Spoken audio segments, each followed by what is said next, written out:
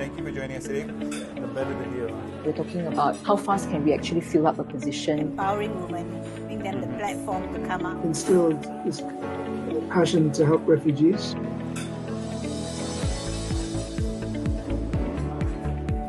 We're here to discuss the future, and we're here to eat all this yummy food. Hi, good afternoon, and welcome to a working lunch with Nordin. Today, we're very lucky to have with us Mohammed Iqbal Ali Kassim Ali, who is the president of the Malaysian Cricket Association, or MCA, and Rekha Mahendran. Rekha, of course, we call you Rex, so it's kind of like, oh, you've got to read out your full name today. We're both we're very honored to have you here, today. As we talk about Malaysia becoming a global destination for cricket. And a lot of people might be asking, why are we talking about cricket on a very much a business show?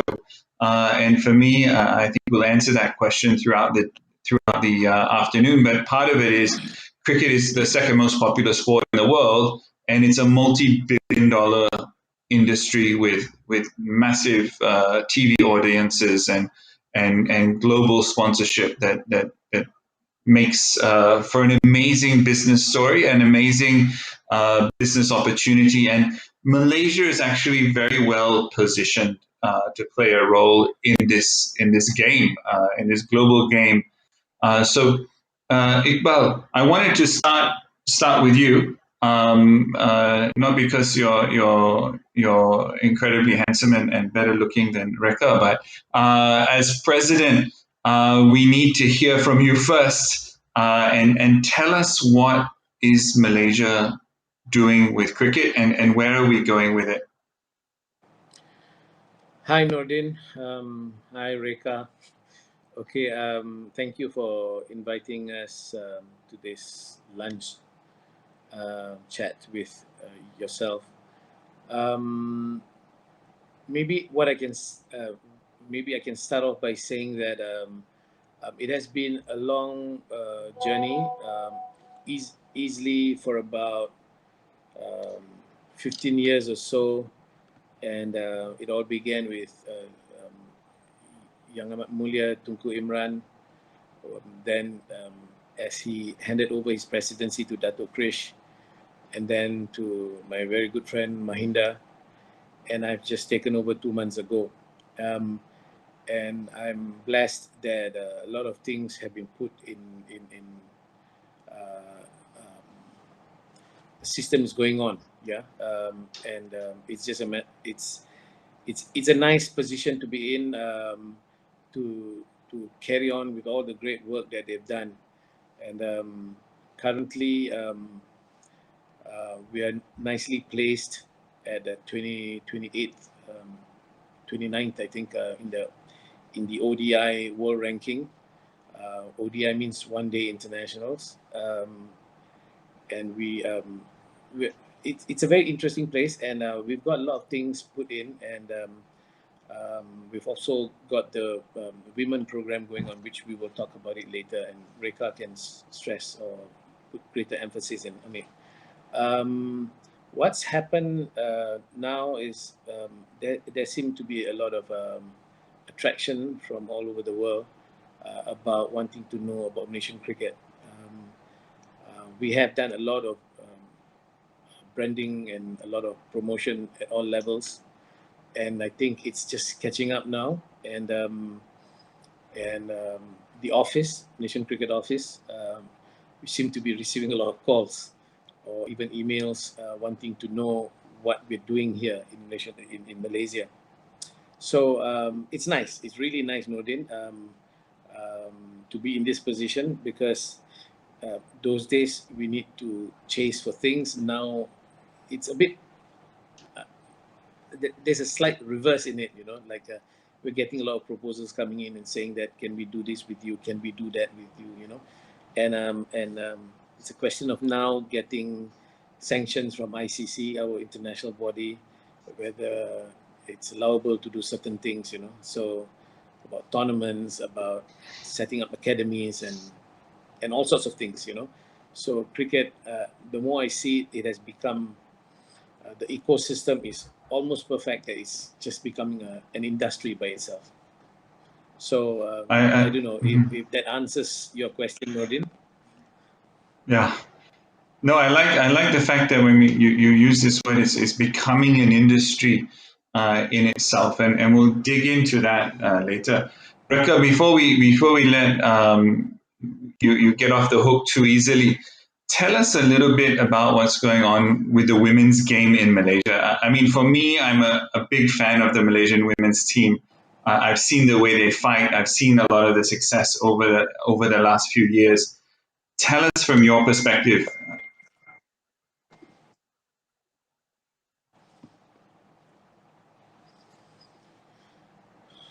Rekha, you're killing us. You're on mute. You've got to go off mute, Rekha.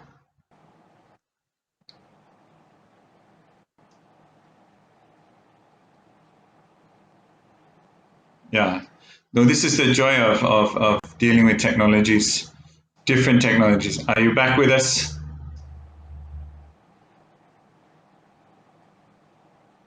Oh, we still don't have you. No. Okay. Right before the show, I can promise you this, guys, we were having a great conversation. And It's called I'll Murphy's tell you Law. what, Murphy's Law. I know, right? Yeah. Okay, give it a second. Give it a second. All right. No issues, Rekha. I think your mute is off. Okay, let's. I tell you, Rekha, why don't you log in and log off and log back in? It might help. How about now? No, still not giving us the love that we need. Okay, Rekha, I tell you what. You while you work with that, I'm going to ask Iqbal another question, just to keep things moving. Iqbal, when we talk about this industry, one of the industries in Malaysia that's been hit incredibly hard is the tourism industry. And what is it that cricket can deliver for the Malaysian tourism industry in the future? I'm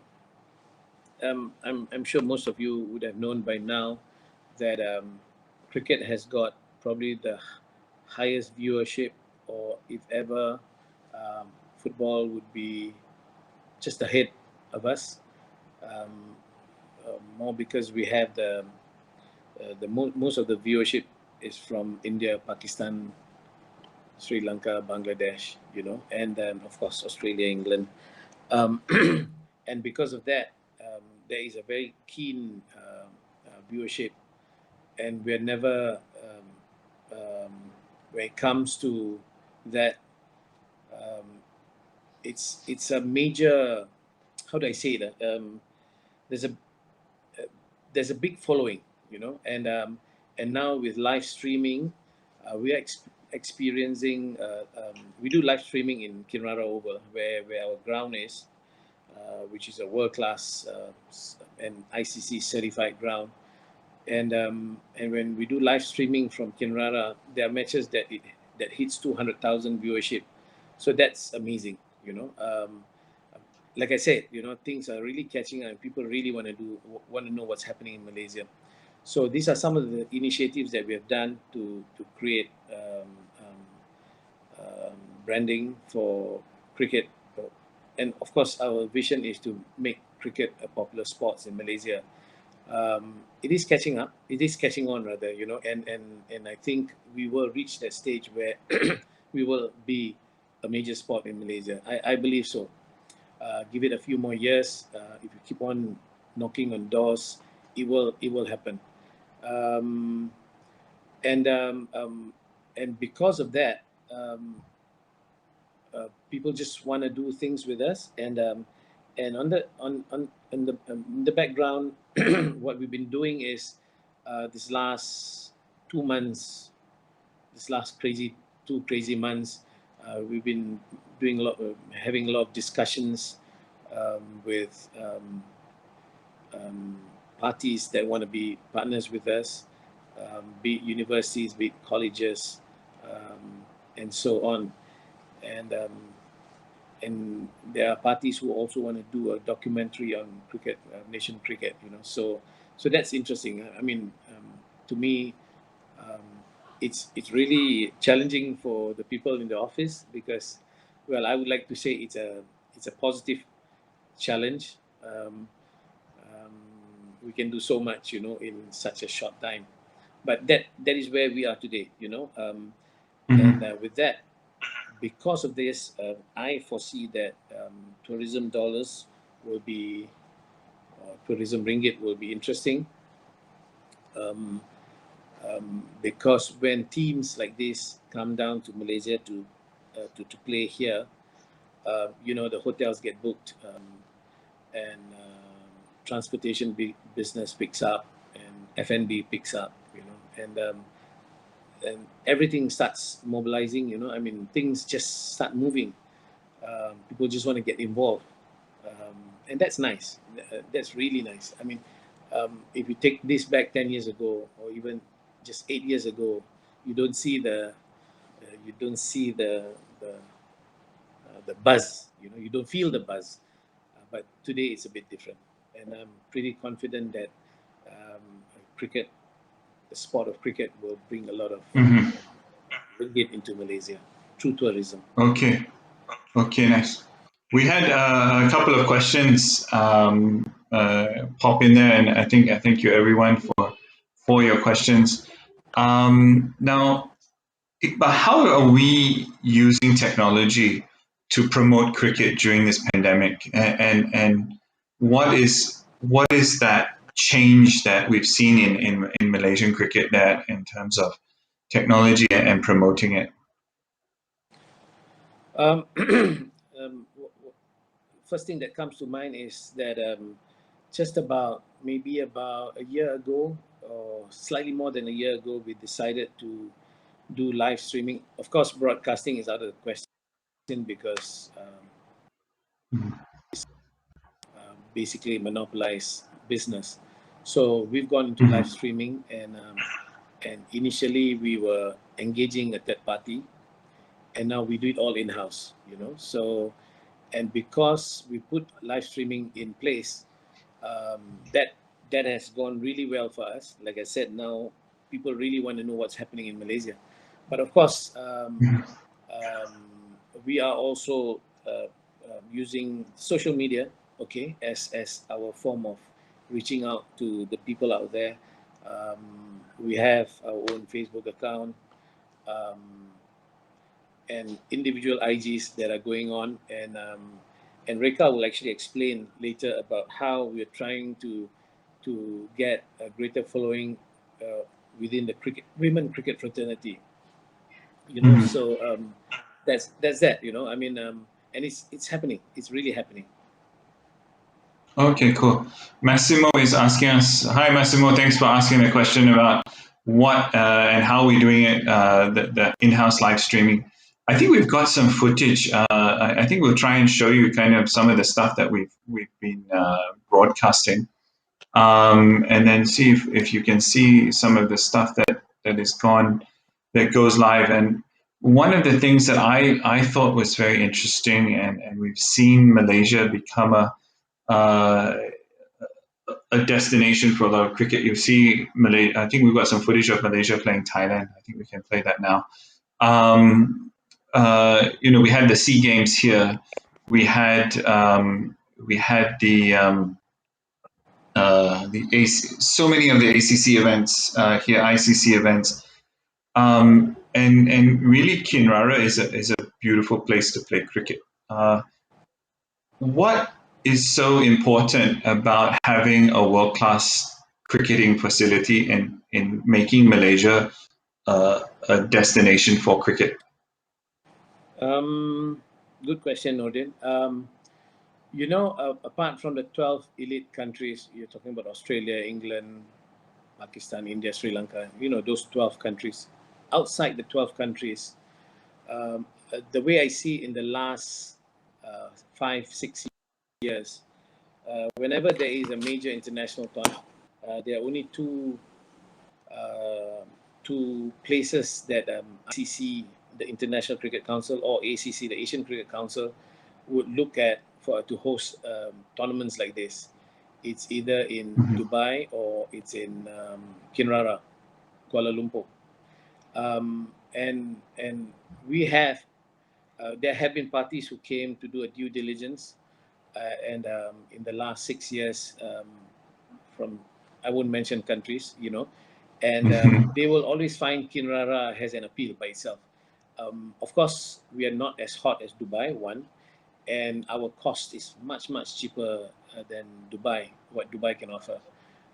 So we have an appeal by itself, maybe being Asian country, maybe the hospitality is great, and our hotels are quite nice, and our healthcare is, I would like to say, I mean, we're not talking about COVID period, we're talking about before, and everything was in place. They find the country secure and very stable. So we have an appeal by itself, So so it has been great because we host like anything between 4 to 6 tournaments, international tournaments, every year for the last 6, 7 years, and we also organize our own bilateral series or tri-series with neighboring countries, namely last year with Hong Kong and with Hong Kong and Nepal. How did we do against Hong Kong, by the way? Hong Kong, it was a great streak. Okay, I mean, I'm going around talking about the same story for the last 12 months, gloating, because Hong Kong is ranked 15th or 16th in the world, and we were, towards the end of 20s and early 30s at that point in time, and we beat them 5-0, over 5 T20 matches, and it was good. It was a good time. Unfortunately, we could not continue the momentum because March 18, 2020, we went through a lockdown, So sad, So it's been 16 months now where we are. There's a question on the screen which says that how high performance, right? Yeah. Yeah, with the cancelled tournaments and all that, how did we get by? So what we've done is we've actually engaged. We've done a lot of webinars, whether it's for match officials, for coaches, for players, be it physical training, mental training, and we've also done things like webinars for Women AIDS Organization and Women's Aid Organization, and all sorts of things, So well, apparently, because we're just doing things here, So apparently the word was going around that we are probably one of the most active sports body that's going around here. So that's pretty cool. I mean, we're just doing things, We're just having fun and yeah, it's good. Enjoying the moment, Okay, I think we're getting Rekha back online. I think she's probably gone and got a. I mean, it's just the joy of technology, really. When all the technology is in the office, and then you've got to do it from home. So one of the questions there was, I also noticed a question around high performance. And actually, our men's team was over in Nepal recently, playing some very close matches with Netherlands and Nepal. How difficult is it in if I give you like 60 seconds to answer this question, because I want to get to Rekha and ask her about the women's game. How difficult is it for our men's team and even our women's team to maintain high performance during COVID-19 without the ability to play matches?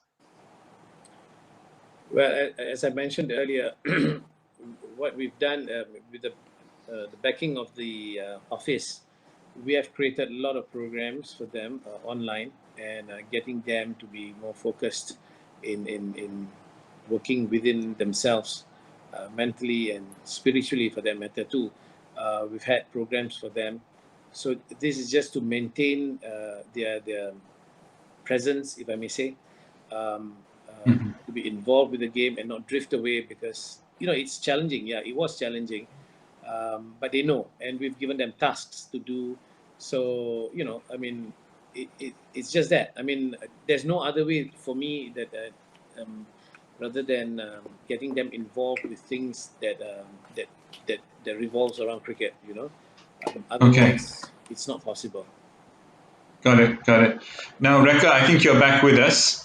Yes, I hope you can hear me now, Nordin. Loud and Oh, clear. Lovely. apologies to Okay. everyone. I'm back. No IT worries. No support. worries. Rekha was IT support, so done. Yeah, I know. That's why I often use my kids for IT support. But Magdalene Chong has asked a question, and I wanted to incorporate this question with my question for you. Why do large corporations see sports and sports sponsorship as an important part of their strategy? And for me, I want to ask you, why is it important that corporations start to sponsor women's cricket and women's sport in general? We see in Australia, UK, it's a big trend. Mm-hmm. How long will it take for Malaysia to catch up? Thanks for the question. But maybe let me take a step back and talk about where women's cricket is and where it's poised to go. Currently, women's cricket, in terms of ICC ranking for T20 international, is 38. We dropped a few ranks only because we were unable to play games in the last year or so. But it is a good place to be and to start. And the ladies are definitely working towards achieving their goals to qualify for 3 main games in the coming year and 2, which is the T20 World Cricket Cup, as well as the Under-19 World Cup. And also they are looking forwards to hopefully to qualify for the Commonwealth Games, which is coming up in 2023. So the ladies at the moment, as Iqbal alluded to, are participating in webinars and looking at the past games and gaining ways in which to learn from how they have been performing and what they need to do to improve their performance. But aside from that, what we've also done for the women's cricket is to set one of the visions that we have for Malaysian cricket, at least, is by 2024 for cricket to be a top 3 sport in Malaysia. Now that obviously is a high goal to achieve, but we think that that is one of the ways in which we can then partner effectively with sponsors to sort of see the girls and the ladies through that journey. And we are devising ways around achieving that. One of the ways is to increase the popularity of the sport in Malaysia, and the Cricket Adiwira program, which Malaysian Cricket Association has introduced in, I think it was 2019, 2020, which brings the sport, at least a modified form of cricket, to under-12s in schools and partner with schools to enable the sport to reach the masses, to reach the grassroots. So in that way, we get access to how the game is played, what the game is about, how fun the game is, and build that engagement from the sort of from the get-go, which is the under-12s, and then build that up as a pipeline to gain talents for both the men's and the women's. So that's a great program that we've engaged in. We partnered with Yahya Saim Darby on that, and it's been a great partnership. And for women's cricket in particular, we're also looking to build the players' profile on social media. In that way, that also in another sort of pillar brings forth engagement and builds up viewership and fan engagement with the players, and then through the players, engagement with the sport. So that's another aspect that we're looking at as well. And then the third way in which we're looking to, and which I think Iqbal talked about earlier on, is about ramping up the digital broadcasts of our matches. And we've secured deals with Fancode and Willow And that brings us to a different sort of global arena in terms of viewership. And that engagement is important as a means of building the game, as it were, and in particular for cricket in Malaysia. Okay, great. Rekha, I'm just going to ask you to bring your camera down a little bit so we get more of your face when we switch over. There we go, a little bit more. Yeah. One of the lovely. One of the questions is like, how good, what's the quality of our women's team at the moment? When we talk about the Malaysian women's team, we saw some footage just now where we were speaking about the Indian and the Bangladeshi team, and you can see the crowd. We had to put extra barriers in just for that match. It was. And it was just the women, and people say just the women's game, and it's actually, no, there's no just the women's game anymore. But how good are our girls? How good is our women's team? Well, when speaking to some of the girls and participating in some of the webinars that they are also sort of engaged in, you can see the passion and grit that comes through. The questions they ask is very much about improvement.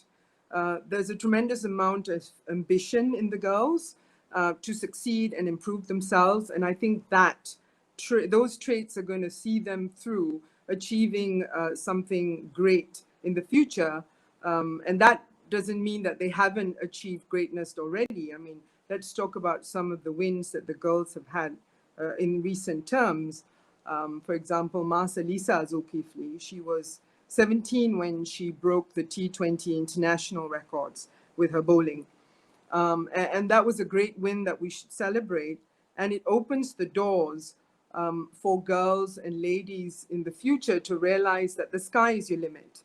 And I think that girls need that sort of nurturing support and partnership with corporate sponsors to enable that dream to come through, because that potential is definitely there.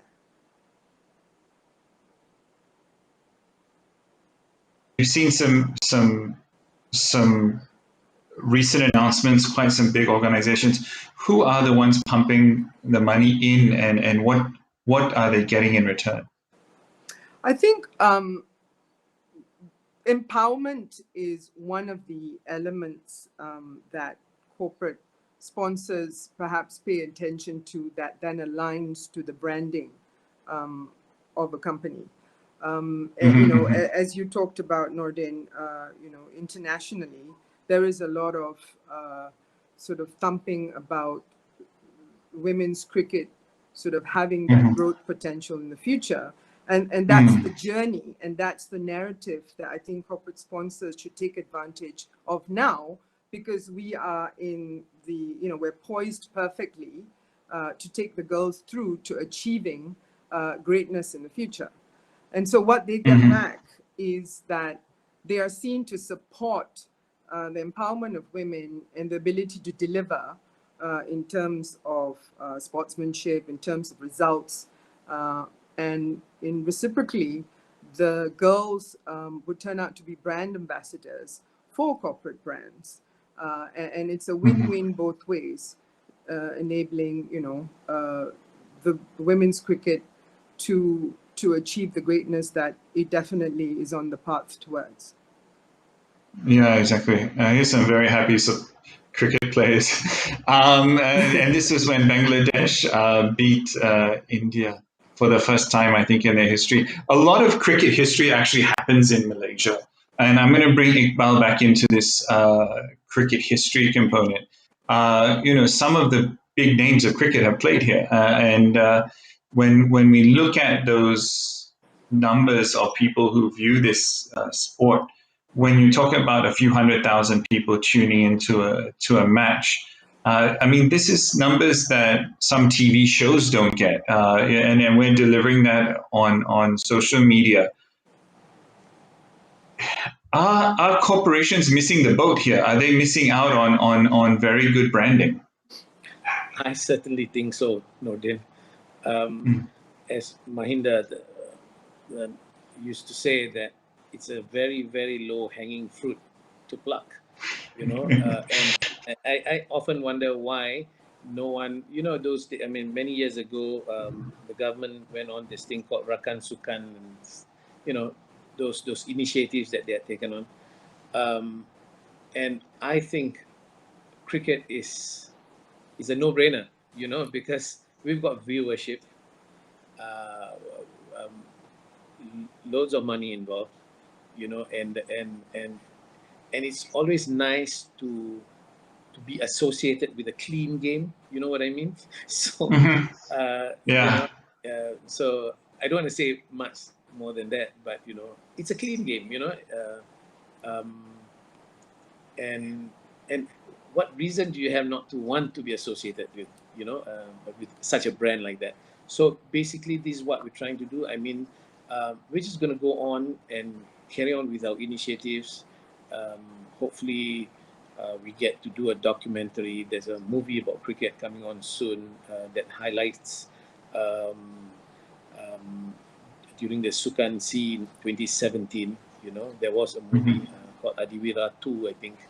With all that, and hopefully, when the documentary comes out, maybe it might just catch the attention of some of these corporations, the GLCs in this country, and they say, "Look here, you know, we want to adopt you guys, you know, and take it to levels that we have not reached before." Because what is basically now, if I may say, there is a gap, is that, I mean, in terms of skills and knowledge, we are there. We are there right at the top, but the only difference is that we don't get the exposure. We don't get um, overseas exposure, which requires a lot of money. You know, so I'm hoping the stakeholders at government level, at corporate level, they all can see that we are in this business for a long time, you know. So, and Yeah. we just wanna go.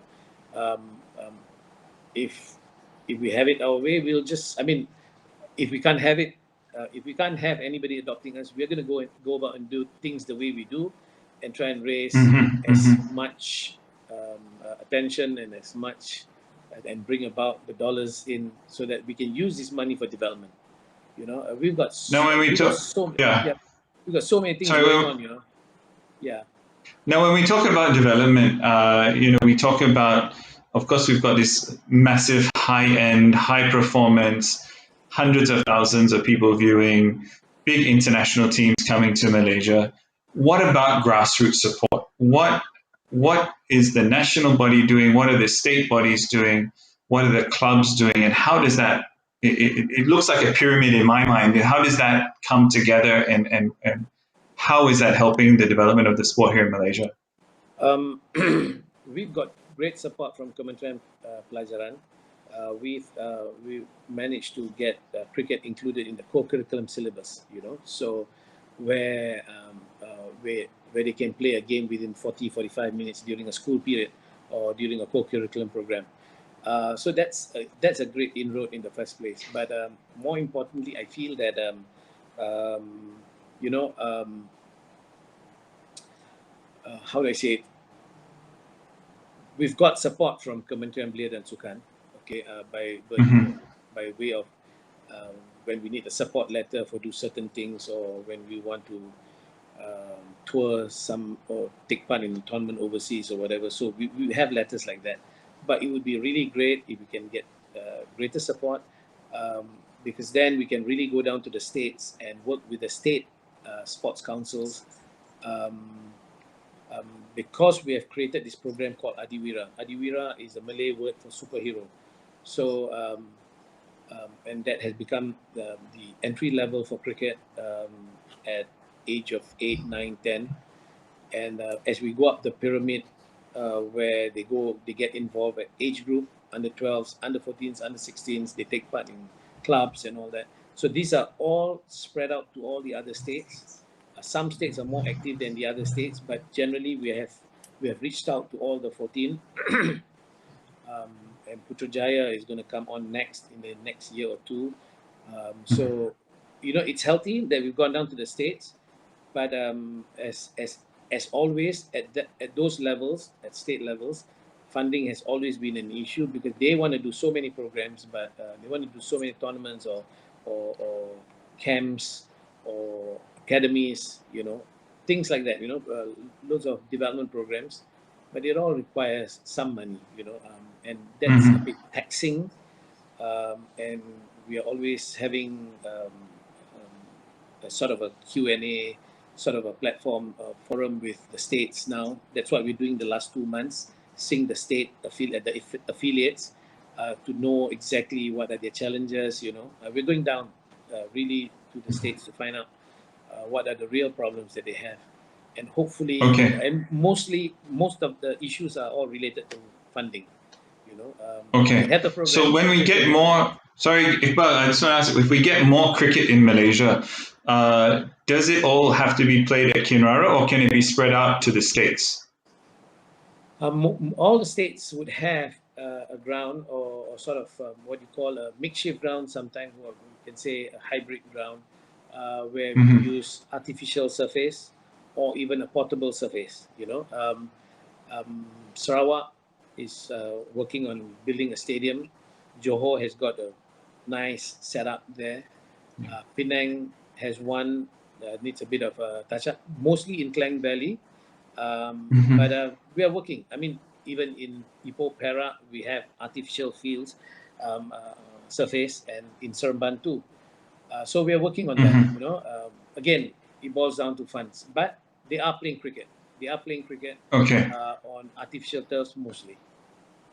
Of course, Ipoh Perak has an incredibly historical ground. I've seen some of the black and white photos of the days when people like the Australian Test team would travel to Malaya in those days, and spend a few days in Kuala Lumpur at Dataran Merdeka, and then go up to the Ipoh Padang, and there's a massive amount of cultural and history.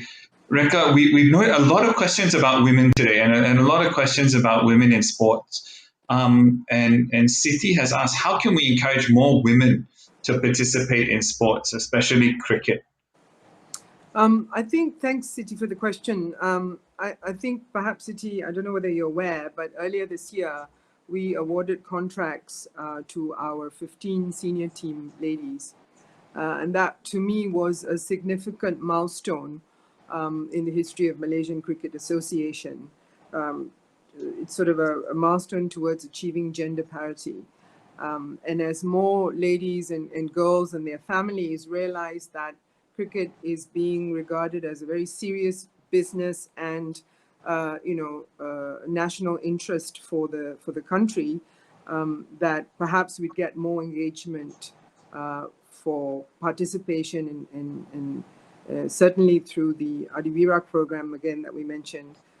It's entry into the world of cricket.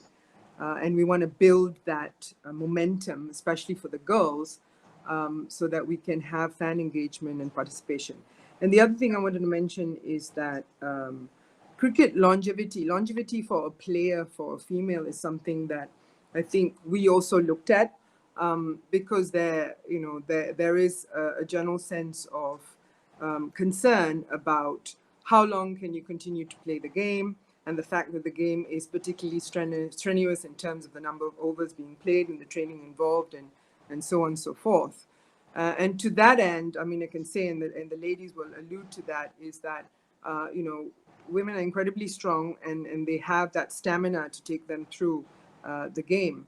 But what Malaysian Cricket Association has also done is to look at potential placements for the ladies with certain corporate sponsors and other partners that we have, in order to give them a sort of a safety net to ensure that they have an income for the future, or a career in the future, but at the same time enable them to also expand opportunities within the cricket world in terms of opportunities to coach, opportunities to be an umpire, and also contribute towards the development of cricket in Malaysia.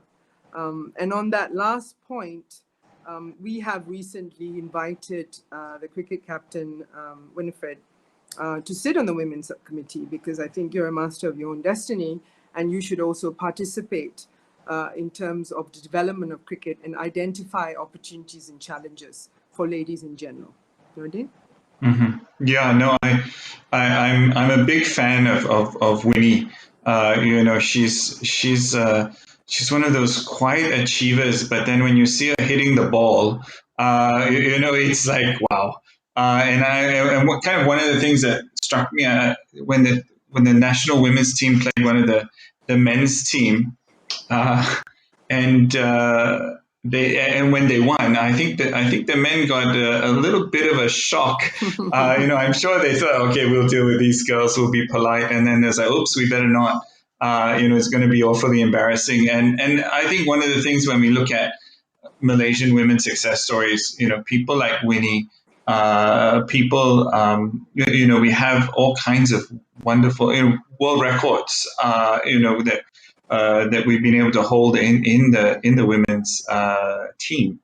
Now, Iqbal, I want to go back to pathways to success, and this is one is Adiwira. I think Saim Darby, Yayasan Saim Darby has put a lot of resources there. Two things. One, there's this kind of like perception that cricket in Malaysia was only played by Indians and crazy matsales, crazy foreigners who would dare stand out in the sun for a couple of hours. But the kind of racial dynamic of the game has completely evolved. And the other thing I want to talk about is how can cricket help with education? And we've got a good tie-up with with the Ministry of Education. But what about higher education? What are we doing there for higher education? Okay, cricket played by Indians and matsales, no, a myth. Okay, now we have Ibans playing, Orang Asli playing, Malays, of course. So, I mean, like I said, early on when I mentioned about corporations being associated with a clean game, well, you be rest assured that Malaysian cricket has always been open to all races, and well, I think it's good. Of course, certain areas that, particularly amongst the Chinese community, I guess it's paper chase, so they probably don't want to spend too much time out there on the field or whatever. But I can say that now cricket is played even as far in as in Felda settlements and so on. So cricket is everywhere, and partly I want to thank Kementerian Pelajaran because they have made it possible because it's gone into the National Schools Championship. So all schools, there are 10,000 schools, Nordin, in Malaysia, 10,000 odd, and we have hit about 1,200 schools, maybe more. Our goal to hit 2,000. Initially, the goal was to hit 2,000 schools by end of last year, but because of COVID, so I'm not too sure whether we can reach out to more schools this year, but certainly by end of next year, we will hit 2,000 schools. And it's going to get more, okay? So that answers it, because when you go into government schools and all that, all races get to play the game. As far as education is concerned, this is what I was saying earlier, that we are doing a tie-up for many years. We've got our cricketers, age group national players getting entry into UKM, and we are hopeful that we can tie up with UPM. We're getting more attraction, or rather more support with the private universities. APU, Asia Pacific University, we've got some of the players with full scholarship. I'm not sure how many, I think so far about 4 or 5 of them. And UKM too, of course, I mentioned earlier. And what you mean is national players, right? The national team players getting full scholarship. Yes. And and we've got one girl in Help University. She's just about to complete her second or third year degree program, And we are again on a round 2 with Help University.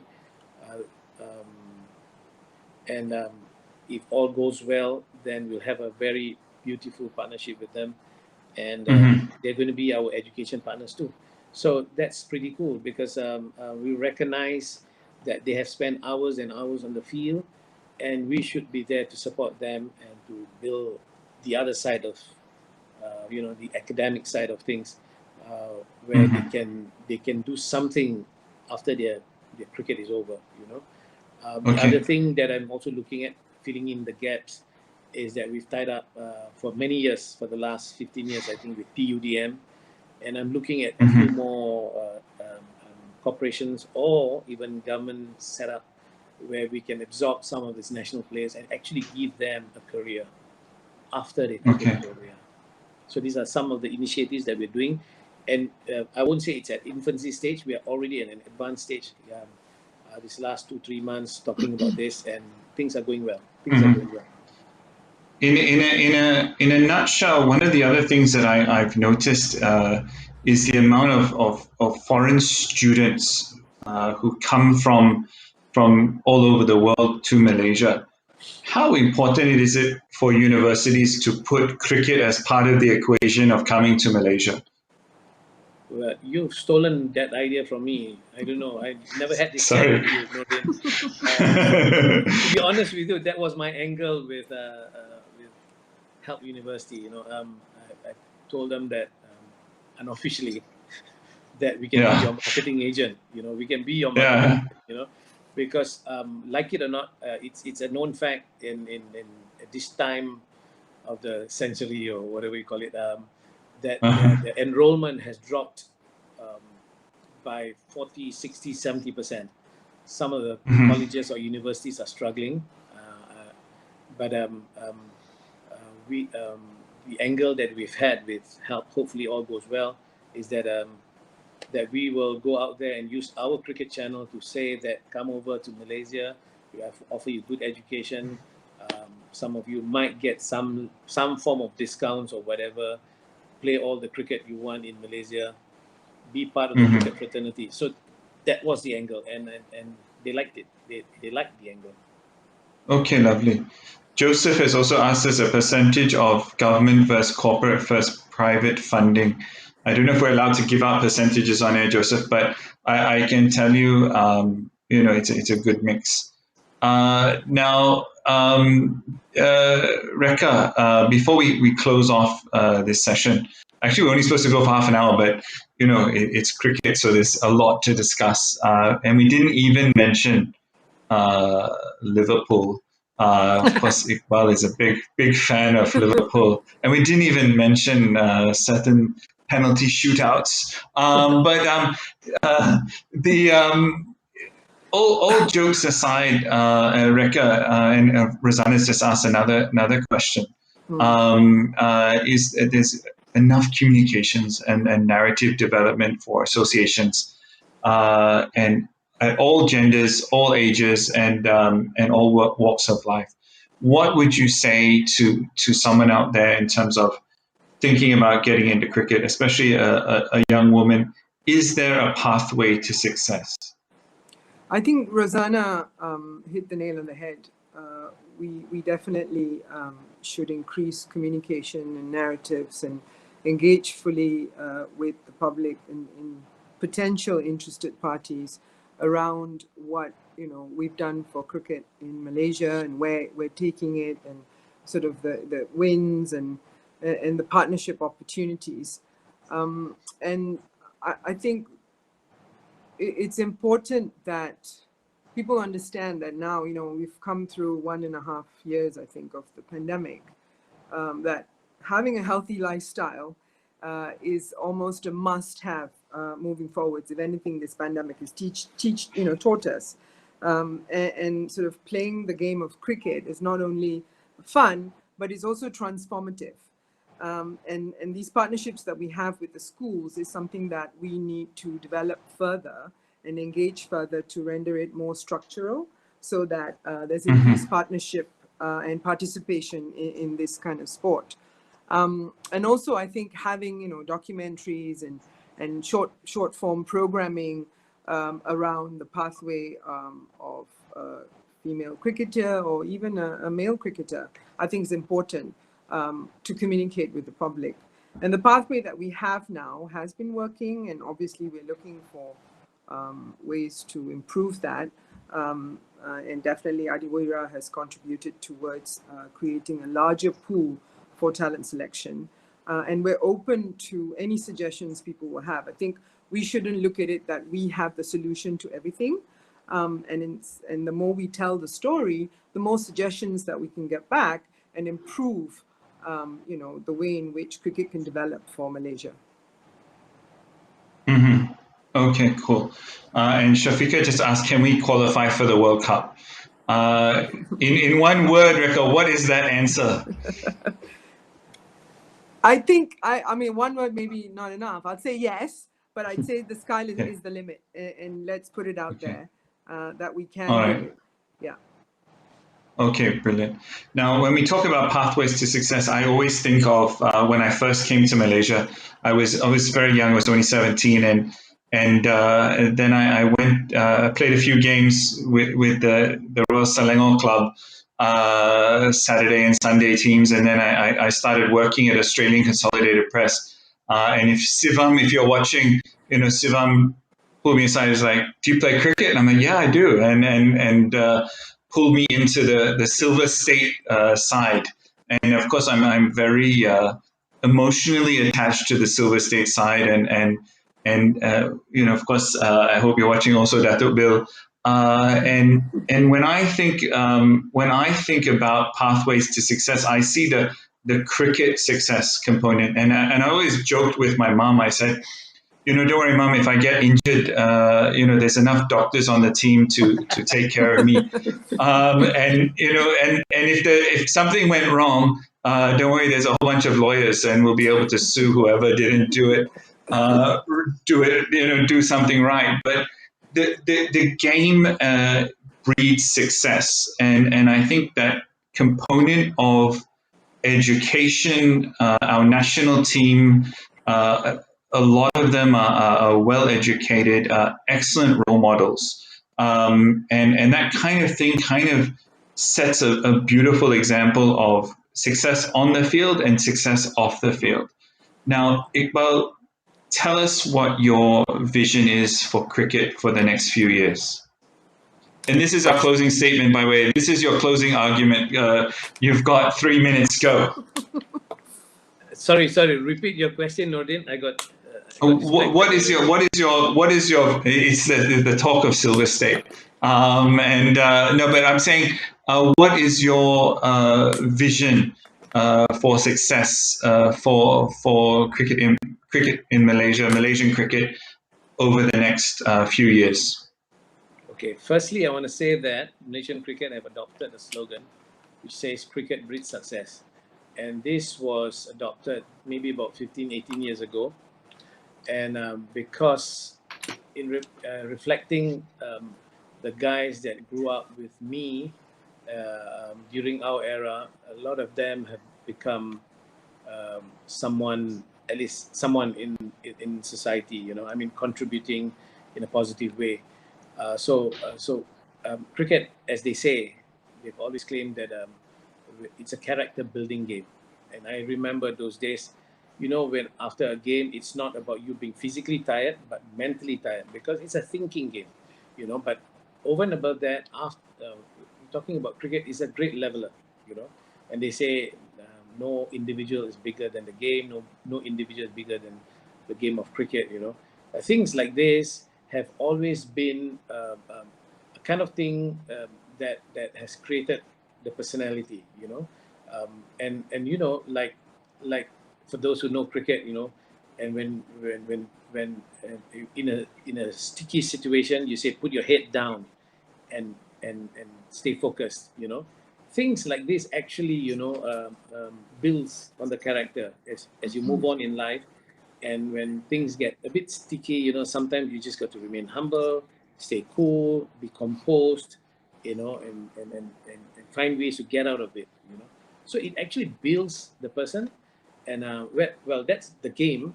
But of course, like I was saying, that with education, it helps the person, you know. And I feel that again, you know, I'm just hitting on that same button, you know, like it would be really great that if someone out there can say that this is a real good game to be associated with, clean image, good philosophy, and it's character building, you know. And I'm told, actually, you know, I mean, I don't know really how true it is, but at top levels, you know, when you're talking about in the human resource side, they'll always find it peculiar that when there's someone with a cricket background, they want to know more about the person, you know. So it just tells about the game, you know. So and I feel that we are touching 2,000 schools. If each school produce, say, about 20 players, you know, and these are year on year moving, and if we can touch cricket, with cricket we can touch the grassroots. I look forward to having a real great future with all these people coming up and really contributing to the society. That's how I see it. You know, it's not just about the game, it's about the people involved, how we build, and it's a one good vehicle to build a nation.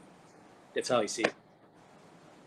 Brilliant, brilliant. I want to thank you both for your time today, joining us on a working lunch with Nordin. It's really an honor to have you, Iqbal and Rekha. And Where's the lunch? you know, that's the thing, you know, it's virtual. I'm going to send you some pizza, some nasi lemak, or something like that. People. Grab or Food Panda, if you're watching, you need to sponsor our show so that during this lockdown I can get my guests food. But I think this is, it's really an excellent discussion. I think we're starting to move towards this understanding that cricket is a global industry. It is burgeoning here in Malaysia. It's part of the COVID-19 recovery equation for multiple industries, tourism, as well as higher education.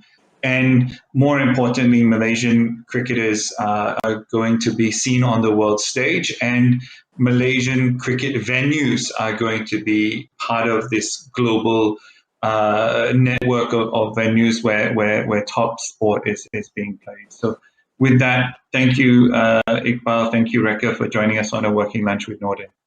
Thank you for having us, Nordin. Thank you.